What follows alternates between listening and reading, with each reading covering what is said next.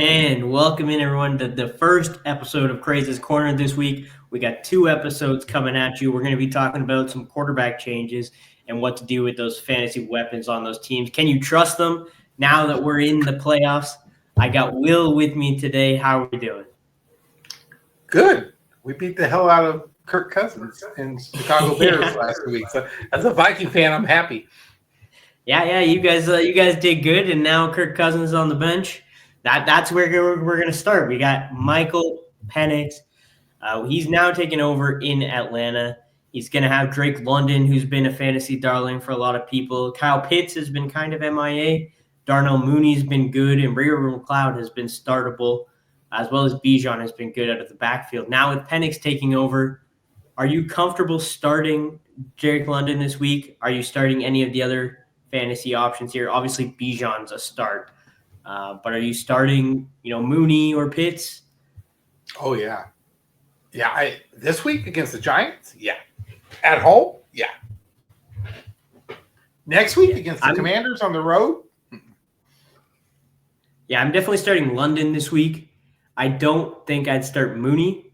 And then Pitts would kind of depend on your other options. I think Mooney just really had that rapport with Cousins, and that's why he kind of came in. This could be a big Drake London week, but we're going to have to see who he has a rapport with when he comes in. It could be Kyle Pitts for all we know. We could finally get some Kyle Pitts fantasy points.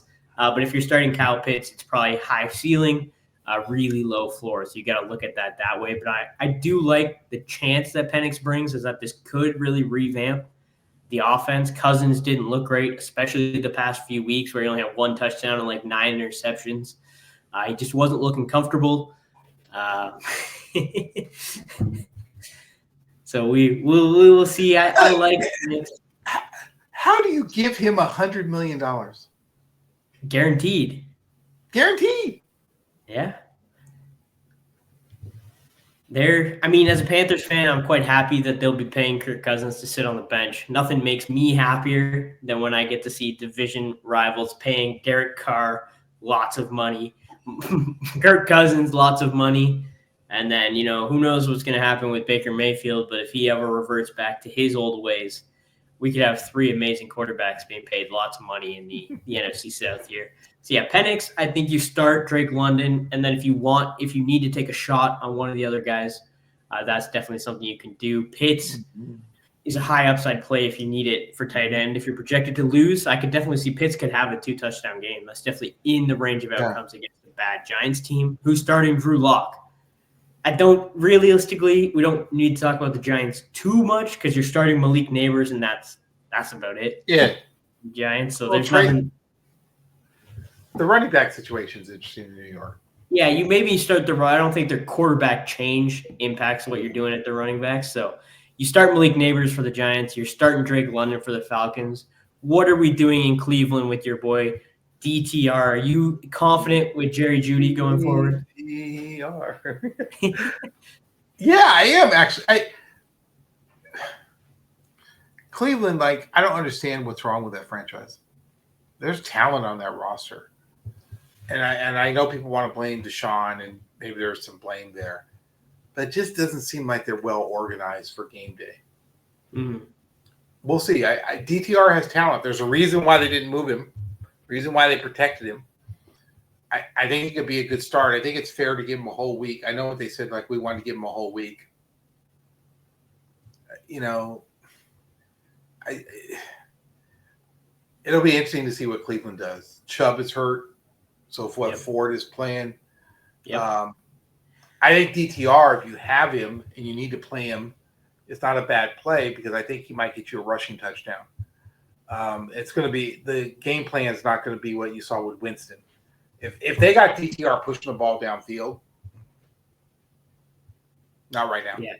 Yeah. Winston is the guy that pushes the ball down the field. He takes all the shots, and you can't bring a young quarterback in and expect him to do that because it leads to the plays that we see from Jameis Winston where he'll have 2 bad interceptions back to back and then a 70-yard touchdown. That would absolutely ruin a young quarterback's confidence. You can't do that. Without Nick Chubb, Jerome Ford is possibly a streaming option. And Jerry Judy with Cedric Tillman still in concussion protocol. I think Jerry Jude is a guy that you can definitely put in your lineup this week. And he's going to get volume, especially with Njoku still being questionable. He might miss as well. So if Tillman and Njoku aren't playing, Jerry Judy is definitely a good play. And we're getting close to Christmas, so it's only right that Mason Rudolph finds himself back in the starting lineup for the Titans this week. Realistically, for the Titans, when you're looking at their value at the wide receiver position, it's Calvin Ridley. Mason Rudolph has been good when he's come in, and he's also been bad. Calvin Ridley should see at least consistent targets this week, though, so I do like Calvin Ridley if you need a wide receiver 2 or a flex play. Do you feel the same with Rudolph coming in? Do you think he's a little bit more consistent at quarterback than Levis has been? 6 in one hand, 5 in the other. I think the running back position is the biggest win out of that. I mean, they have 2 good running backs that they can run. It's not really a step down from 1 to 2, 1A to 1B, whatever it might be.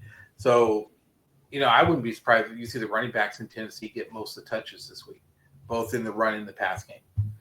Yeah, definitely Pollard and Spears have been good. Now that Spears is back healthy. It should be it's a good duo to have. It should help Mason Rudolph. It should help take some of the pressure off. But it is Tennessee. They are going to have to do some things if they want to compete. Are they even trying to compete at this point? We'll find out. We'll see what they look like, see if they're trying to go back. What did Will Levis say today?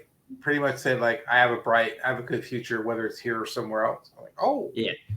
That tells me what they already told. They already told him, bye-bye. Yeah, they're drafting a quarterback this year for sure. Yeah. They're getting rid of him. He's going to get cut or traded. They'll probably trade him maybe closer to draft time. It'd be like, hey, whatever we can get for him, trade him to a different team, kind of like the Steelers did with Pickett, trade him to go be a backup somewhere. That's kind of what I would expect for Levis. So not great for dynasty value, but if you need a wide receiver, Calvin Ridley is good for this week. Those are 3. What else? On that though, Levis, if you have him, don't cut him because I think he moves to the I think he moves to the Rams or the 49ers, and if Daniel Jones wasn't with the Vikings, I'd say he could end up there. But Daniel Jones is probably next year unless something changes, and so those 3 are known as reclamation projects for quarterbacks. So if you have Levis and you can store him for a year, I wouldn't dump him. Yeah. I think especially if you're in a dynasty league, 2 quarterbacks where backup quarterbacks are valuable. He could definitely, especially the Rams would be a good spot for him to end up because he can sit behind Stafford. Stafford's not their quarterback of the future, so you don't have to worry about Stafford playing for another 4 or 5 years. It's not going to happen. So if they do get Levis, bring him into the system, there's a chance he could do that. And if he does go to the Rams, you can also look to trade him and be like, hey, this guy is the new next quarterback for Sean McVay. That's what I would do because I don't believe in Will Levis as a quarterback for an NFL starting quarterback. But just don't give him up. You can get value for him. Don't give him up. Yeah, exactly. So there we go. There's 3 quarterback situations and their weapons. Part 2 is also up, so you can go look at that if you haven't seen that already. Thank you for watching. Thanks for joining me, Will. And we will not be back next week because it's Christmas, but we'll be back the week after that. Gotcha. See you on the second show. Yes, the second show.